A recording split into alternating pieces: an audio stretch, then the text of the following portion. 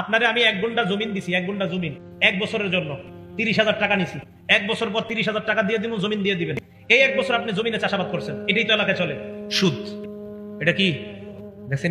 চেহারা খারাপ হয়ে গেছে সবাই। হ্যাঁ, এটা সুদ। সাদা প্রাইভেট কারটার দিকে তাকান সবাই, সাদা দেখছেন? এবার এদিক তাকান, এটা কার আমি জানি না। আমি যদি এটা দিয়ে আইসা থাকি তো গাড়ির নাম্বার হবে 4782 সাথে। এখন শুনেন, মনে করে নেন একটা সাদা প্রাইভেট কার দিয়ে আমি আসছি। এই সাদা প্রাইভেট কারটা ওনাকে 10 দিনের জন্য দিছি। তাকান এদিকে, এই গাড়িটা 10 দিনের জন্য দিছি। কয়দিন? খুব শুনেন, মন দিয়ে শুনেন, কিন্তু এটা খুব জরুরি মাসালা। 10 দিনের জন্য গাড়িটা দিছি। দেওয়ার পরে এই একটু মন দিয়ে শুনতে দেন সবাই। গাড়িটা দেওয়ার পরে 10 দিনের জন্য 10,000 টাকা নিছি, সিকিউরিটি হিসাবে গাড়িটা দিছি। 10 দিন পর 10,000 দিয়ে দেবো, গাড়িটা দিয়ে দিব, বা 1 লাখ টাকা নিলাম। এখন ওনার ছেলে কি করছে? বাচ্চা মানুষ, আব্বা আমি একটু গাড়িতে উঠবো, মন চাইছে 10 দিনের মধ্যে। উনিও কি করছে? এই গাড়ির দরজা খুইলা ওনার ছেলেরই নিয়ে একটু বসছে গাড়ির সিটের মধ্যে, একটু কিছু করলো, বৈশা আবার নাইমা গেছে। সুদ। এই সামান্য সময় সুদি কারবার করছে। লা ইয়াজুজুল ইনতিফা বিশাইইল মারহুন।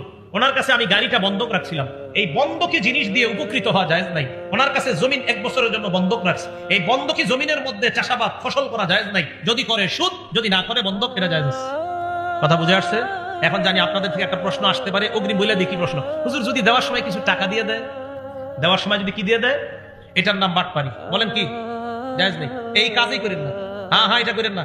ভাড়া দেন, ভাড়া জায়েজ আছে, ভাড়া জায়েজ। ওনারে আমি জমিনটা দিব 1 বছরের জন্য, 5,000 10,000 ভাড়া নিব, টাকা আর পাবে না। আমি জমিন 1 বছর পরে পেয়ে যাবো, শেষ, টাকা পাবে না। এটা লিজ, ভাড়া, এটা জায়েজ। সবার কি বুঝে আসছে? বিভিন্ন এলাকায় মসজিদের জমিন এইভাবে বছরে লাগায় সুদি টাকা মসজিদে লাগানো হচ্ছে। তাহলে বলেন তো, শেষে যে সুদের কথাটা বললাম, মুসান্নাফে আব্দুর রাজ্জাকে এই জাতীয় একটা সুরত আছে। এক ব্যক্তি আরেকজনে ঘোড়া দিছে, ঘোড়া বন্ধক দেওয়ার পর তো টাকা নিছে বা জানিছে, ওই বন্ধকি ঘোড়ার উপরে উনি একদিন উঠছে। ওঠার পর যিনি দেখছেন আলেম বড় তাবি, উনি বললেন, তুমি কি করলা? এটা না বন্ধকি ঘোড়া? হ্যাঁ। তুমি উঠলা কেন? এই তো সুদি কারবার করলাম। বন্ধকি জিনিস দিয়ে উপকৃত হওয়া জায়েজ নাই। কি কথা বুঝে আসছে? বলেন আমার সাথে, বন্ধকি সম্পদ দিয়ে, বলেন আরো জোরে সবাই বলেন, বন্ধকি সম্পদ দিয়ে উপকৃত হওয়া জায়েজ নাই। তাহলে জমিন দিমু, টাকা নিলাম, এই জমিন শুধু ওনার কাছে থাকবে সিকিউরিটি হিসাবে। টাকা যদি মেরে দিই, এই জন্য থাকবে। চাষাবাদ ফসল কিছু করবে না, শুধু রেখে দিবে। টাকা দিমু, জমিন দিয়ে দিবে, এটার নাম বন্ধক। কিছু করবে, এটার নাম সুদ।